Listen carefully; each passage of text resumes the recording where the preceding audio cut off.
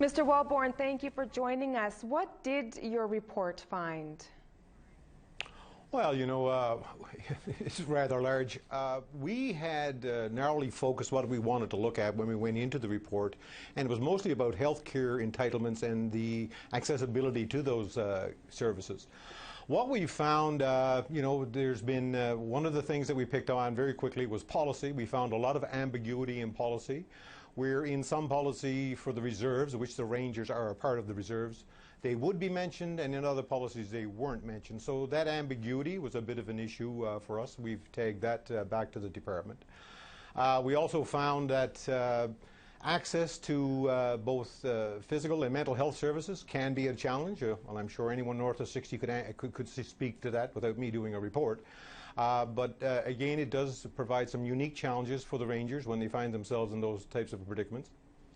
The third thing we found was the underreporting of accidents and injuries as they happened. Many reasons for that. Sometimes the member doesn't want to come forward because they think the injury is not that severe, but as we know, those things can manifest later. That was another one. And finally, we've recommended to the department that they develop a place where all the benefits and services that are available to the rangers would be found in one location. And we also encourage the use of multiple languages to make sure we're getting the broadest reach we can. And your report mentions a lack of staffing as an issue. Can you explain why? One of the bigger issues when we look at, if we look at ambiguity in policy, we look at report of accidents not being done, it comes down to, I think there's a fundamental issue there where the Canadian Ranger instructors, those are the people who are responsible for those Ranger troops, there's not enough of them. The ratio can be as high as 53 to 1 supervisor in one location. So that is a major concern, and I think having enough Ranger instructors will allow those folks to do the job of educating and explaining to the members, the Rangers, what they are entitled to. So that is one of the issues. And so what are some of the recommendations that your report makes? Well, the recommendations we've made is we want to see the policy cleared up. We want to see the ambiguity taken out of the policy so that it's very clear. We encourage the Canadian Armed Forces as much as possible to publish in as many languages as possible. And we encourage the Canadian Armed Forces to find as many platforms to get this information to the Rangers.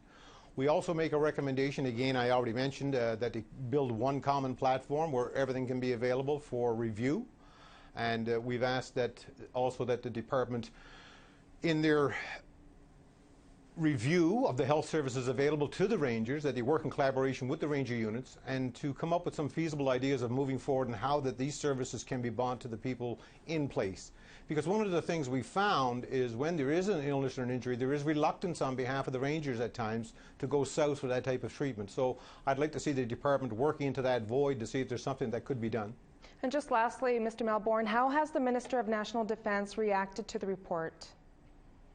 I received a notification from the Minister this morning. He has accepted the report and he's turned it over to the Canadian Army, and we've got a full acceptance from the Canadian Army, and they are working to implement the recommendations as we speak. So I'm very, very pleased with the response from the Army. All right. Thank you so much for your time this afternoon. You're more than welcome. Thank you.